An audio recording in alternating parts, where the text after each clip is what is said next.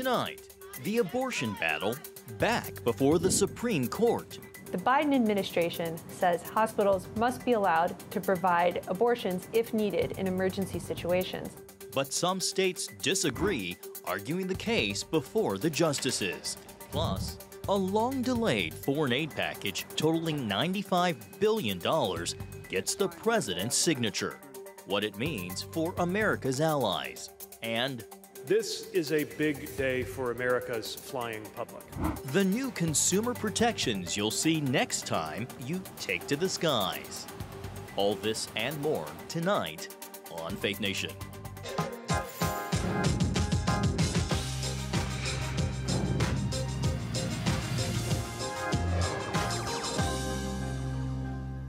Can the government force emergency abortions in states where the procedure has been curbed? From the CBN studio in our Washington News Bureau, welcome to Faith Nation. I'm John Jessup. Well, today, justices heard arguments in a case that could determine access to abortion in emergency rooms across the nation. Idaho banned the procedure except to save a mother's life. But the government says doctors should be allowed to perform abortions in medical emergencies. Tonight, we review the arguments inside, along with protests surrounding the Supreme Court building in Washington. Tara Mergener talked with demonstrators who rallied at the High Court. But we began with CBN's Lori Johnson, who followed this morning's oral arguments. Lori, can you remind viewers what's at stake in this case? John, what's at stake is the Idaho anti-abortion law, but likely similar laws enacted by other states. The Biden administration sued Idaho over its near-total abortion ban, saying it's too narrow. The Idaho law allows only doctors to perform an abortion in order to save the mother's life. The Biden administration argues that violates a federal law called EMTALA, which stands for Emergency Medical Treatment and Labor Act. Enacted in 1986, it requires hospitals to stabilize ER patients who can't pay. Justice Kavanaugh pointed out the law doesn't mention abortion. We can't allow hospitals in this country to turn away poor and uninsured people in emergencies. But their theme is that the law was not designed contextually to deal with abortion or other specific kinds of care. Justice Alito, however, countered that EMTALA does specifically call for the protection of unborn babies. One potentially very important phrase in EMTALA has hardly been mentioned. Maybe it hasn't even been mentioned at all, and that is EMTALA's reference to the woman's quote-unquote unborn child. Isn't that an odd phrase to put in a statute that imposes a mandate to perform abortions? Have you ever seen an abortion statute that uses the phrase unborn child? The Biden administration's position is that the law requires ER doctors to perform abortions even if a woman's life is not at risk. Where there is no other way to stabilize the woman's medical condition and prevent her from deteriorating, EMTALA's plain text requires that she be offered pregnancy termination as the necessary treatment. Attorney Josh Turner, representing the state, maintains ER doctors have the flexibility to do what's best for the patient on a case-by-case basis. Idaho law does not require that doctors wait until a patient is on the verge of death. There is no imminency requirement. There is no medical certainty requirement. Chief Justice Roberts raised the issue of conscience, that is, cases where pro-life doctors or even institutions like Catholic hospitals might be required to perform abortions. The Biden administration said EMTALA does not call for those who oppose abortions to be forced to do them. The court will announce its decision on this case in June. All right, CBN's Lori Johnson. Thank you so much, Lori. Well, while lawyers argued the case inside, pro-life and pro-choice supporters demonstrated outside the Supreme Court. That's where we find senior Washington correspondent Tara Mergener joining us with crowd reaction. Tara, while pro-life advocates initially heralded the fall of Roe v. Wade, the fight has seen blowback every time voters had the opportunity to weigh in on abortion access on the ballot. 2 years later, what was the atmosphere among the pro-life crowd that you talked to at the court today? Well, John, no doubt about it. This is a very high stakes case, but surprisingly, the crowd from last month was about a third of what it was. Let's take a look at some of the video from earlier today. Now, abortion supporters far outnumbered the amount of pro-lifers who showed up for the courthouse steps today as all this was going on. I asked why, and the consensus is that pro-lifers did not organize well ahead of this to get themselves here in any amount of, mass numbers to make a statement, to get their voices heard. But they do say this case is yet another important step in the process, and they are confident that the movement is going in the right direction. Pro-lifers, we know that the Supreme Court passed, really awesome decision for us, Dobbs. And so in many ways, we're not as concerned about the Supreme Court actually taking away that right to life. So I think that's why we don't see as many pro-lifers out here today, because we're not stressed out. You believe momentum is on your side? Absolutely. Momentum's absolutely on our side. As I said, the Dobbs decision allowed the states to decide on the issue. Now, John, if you recall, in Ohio, voters got to decide the fate of abortion post Roe v. Wade, and they enshrined it into the Constitution. That's right, in Ohio and Kansas and other states. Tara, abortion, of course, is a leading issue this presidential election year. That pro-lifer we just heard from is feeling optimistic, it appears, on the life issue come November. I would imagine that on the other side, abortion advocates outside the court today felt that it was top of mind for them as well. Oh, absolutely. The election is absolutely top of mind. The question is, John, how much of a priority is abortion going to be in the rank of priorities in that election with so much else going on, like the border, the economy, etc. We do know that abortion will be a central theme. Again, still too early to know. Abortion supporters are worried, though, because post-Roe, more than a dozen states have passed bans in the last 2 years. They also insist this is not the time to compromise or be moderate in their position. Meanwhile, polls show abortion bans remain unpopular. Their goal is to keep the momentum up for what they call full access to reproductive care. There is so much being thrown at us and so many different attacks against abortion, birth control, pregnant women's rights at work, taking a lunch break, etc., that we have to pace ourselves for the big fight, which will be definitely getting out the vote. What does that mean to the abortion issue, getting out the vote ahead of November? Making sure that especially women who are responsible for so much are able to educate themselves on the issues and know who their candidates are. Meanwhile, according to some new polls, 1 in 8 voters say abortion is their #1 issue, and both sides in any case will be watching very closely because this case could have implications far beyond fetal personhood, John. Both sides, as well as the rest of the nation. CBN's senior Washington correspondent, Tara Merchner. Thanks so much, Tara. Well, after months of debate, President Biden officially signed a sweeping $95 billion foreign aid package into law. It provides $26 billion for Israel, $61 billion for Ukraine, and $8 billion for Taiwan and other Indo-Pacific allies. President Biden calling it monumental. It's going to make America safer. It's going to make the world safer. And it continues America's leadership in the world, and everyone knows it. It gives vital support to America's partners, so they can defend themselves against threats to their sovereignty and to the lives and freedom of their citizens.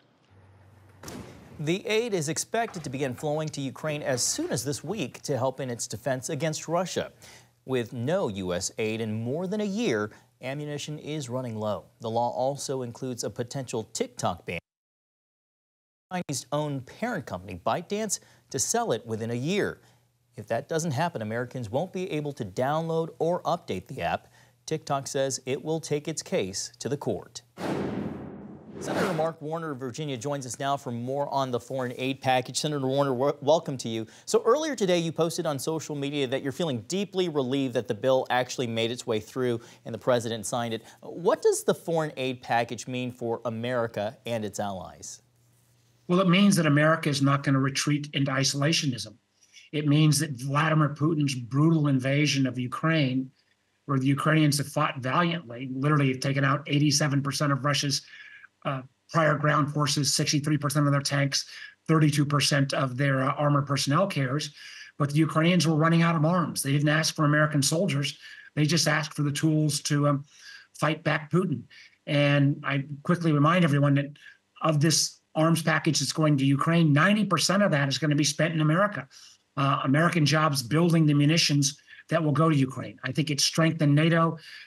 We've also seen in this aid package, assistance for Israel, humanitarian assistance for the literally tens of thousands of people unfortunately killed in Gaza, and additional pushback on China's efforts for over Taiwan, as well as the topic that I've been on over a year, addressing the national security concerns of TikTok. Along those lines, you just mentioned it is a sweeping aid bill, but it also includes that potential TikTok ban unless the app's Chinese parent company agrees to sell. I know you lead the Senate Intelligence Committee, and you know the threat that China poses. Can you outline why you believe TikTok should be banned? Well, I believe TikTok should be actually divested from its Chinese control. It could be sold to an American company, it could be sold to a British company, a Brazilian company. End of the day, we shouldn't have an application, and I know it's very popular, and there's a lot of creativity on it. But literally, China is scraping data from the 170 million American users. Most major news organizations around the world have said to journalists, don't use TikTok because the Chinese spy services may surveil you. And TikTok has a reach that's bigger than Fox News and MSNBC put together. And with a slight shift to the algorithm, for a lot of young people that get their news from TikTok, shifting that algorithm means that you could get Chinese propaganda, particularly in an election year. So I think this is long overdue. TikTok will still have its day in court. I think the law will stand up to legal scrutiny. And as we know, one of the things I'm supportive of what you guys have talked about. We got a lot of mental health and youth problems that come out of social media. We're not going to, I think we need kids online safety. I think we need privacy bills. And the difference between TikTok and some of the American social media companies, end of the day, TikTok is controlled by the Chinese Communist Party, and that's not good for our country. When you talk about data mining, can you maybe just give us an idea of what you mean specifically? Because isn't some of this information already out there? Isn't it somewhat accessible? How is it different when it comes to TikTok? Sure. I'm concerned about Facebook or Google or Amazon collecting user data inappropriately as well, why we need a privacy bill. But at the end of the day, those companies answer to their customers and shareholders. Chinese companies, by Chinese law, answer to the Communist Party of China, not their customers or not even their shareholders. So the idea that you may be posting something that you think is fun or creative, and 99.9% of it is fun and creative, but there might be something that could be posting that's embarrassing. And if the Chinese government has that and potentially could use that for influence, blackmail at some point in the future, why take that risk? Again, let's remember, the Chinese government doesn't allow TikTok in China.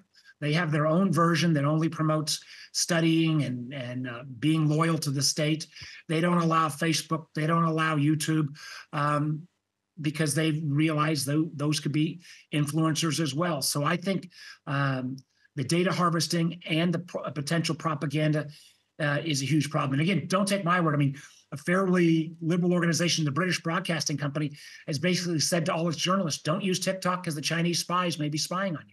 Senator, I'm curious, how do you respond to younger Americans who say they want to keep using TikTok no matter what, especially those who are making their living off of the platform?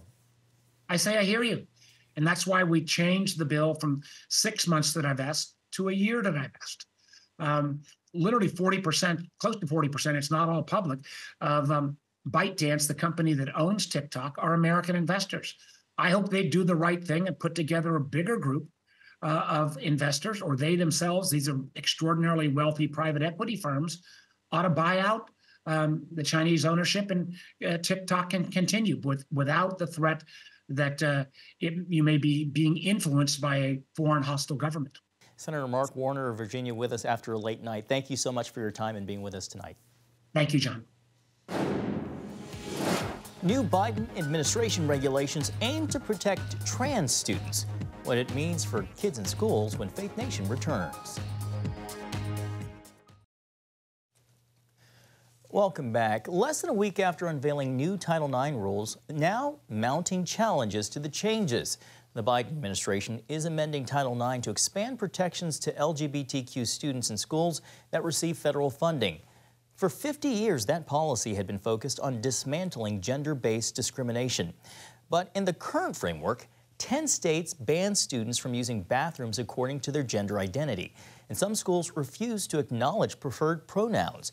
Both could be seen as Title IX violations under the new rules. Schools would also potentially be held liable for failing to address bullying based on gender identity. However, the changes do not currently include the hot-button issue of transgender athletes competing in girls' sports. The Biden administration is delaying action on that front. While the rules are set to go into effect August 1st, Republican leaders are expected to challenge them in court. Well, here now to discuss more is Sarah Parshall-Perry, a legal expert at the Heritage Foundation. Sarah, welcome to you. So obviously a big talker, 240,000 public comments over the last 3 years, 150,000 during the rules-making process. Sarah, how do the changes differ from the Trump-era rules, and what do you see as the biggest issue at play here? Well, they differ in just about every single way. In fact, this is a fundamental upending of what we've known for equality within the concept of federally funded education for the past 52 years. I find it interesting that this was considered the sort of brass ring of the feminist movement, for whom they worked tirelessly during 250 iterations of legislation passing between House and Senate versions of the bill, when in fact now we are seeing a complete turning upside down of the notion of equality for men and women in education. They differ not only in due process protections for sexual misconduct investigations on campus, they differ by setting abortion as a civil right up, now with language including termination of pregnancy as a protected classification. It sets on its head essentially all of we've known about First Amendment protections for freedom of speech by requiring the use of preferred pronouns. And of course, the biggest change is the fact that the expansion to include gender identity sets biological males up against biological women in some kind of a battle for the ages under this particular regime's rule. So Republicans are threatening to file suits, and in Louisiana, the state's top-ranking education official has told schools basically to disregard the changes as they apparently contradict a state law. Can you talk a little bit about the legal challenges that this will set up?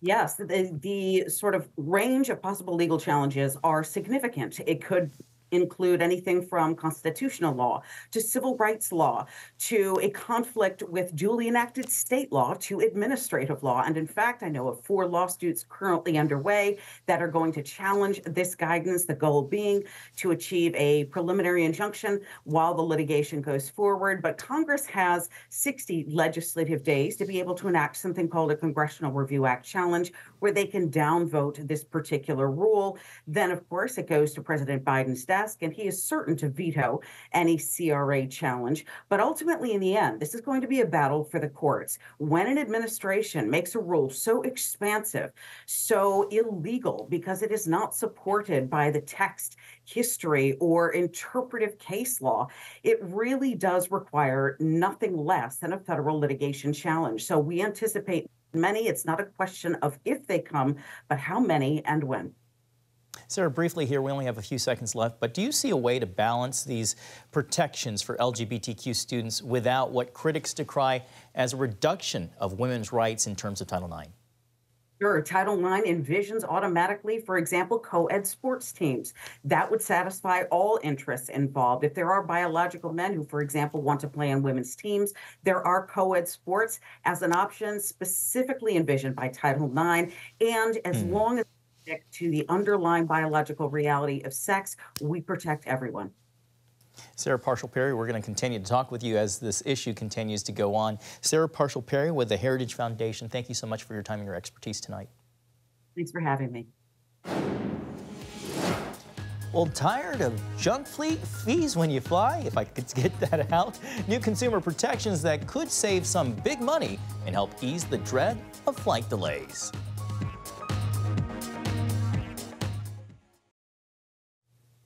Welcome back. While Israel prepares for its invasion of Rafah, American universities are ground zero for a wave of anti-Israel protests that have shut down campuses coast to coast.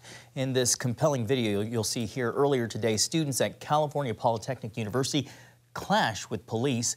Meanwhile, Columbia University gave students 48 hours to dismantle pro-Palestinian encampments. And House Speaker Mike Johnson called on Columbia's president to resign. Israeli Prime Minister Benjamin Netanyahu drew comparisons to Germany in the 1930s. It has to be stopped. It has to be condemned, and condemned unequivocally. But that's not what happened. The response of several university presidents was shameful.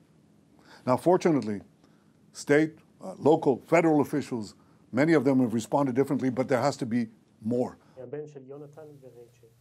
Meanwhile, Hamas released new video appearing to show Israeli-American hostage Hirsch Goldberg Poland alive. It's the first sign of life of the 24-year-old since his October 7th abduction. His family says they are relieved to see him and urged Israeli leaders to bring the hostages home. Well, turning now to some good news for travelers, the Biden administration is requiring airlines to hand out cash refunds for canceled and significantly delayed flights. You'll also get a refund if airlines lose your bags and didn't return them within 12 hours. It's all part of the government's plan to make traveling a little more bearable for Americans. It must be in cash by default unless a passenger actively chooses another form of compensation rather than the other way around. No more defaulting to vouchers or credits when consumers may not even realize that they are entitled to cash. The government is also mandating that airlines show the full cost of travel before customers pay for their flight to avoid those surprises by sneaky hidden fees. Carriers will have 6 months to comply with the new rules, and we'll be back right after the break. Finally tonight, a life well lived should also be one well celebrated. Darryl Grass's birthday Tuesday marked two major milestones. A World War II veteran, Grass celebrated his 102nd birthday with friends and family. He also received a surprise 80 years in the making, his high school diploma. Grass left high school early to work for his dad, then served in the Navy. He says receiving his diploma is a dream come true. Congratulations to Darryl. Thanks for watching. We hope to see you right back here tomorrow. Have a great night.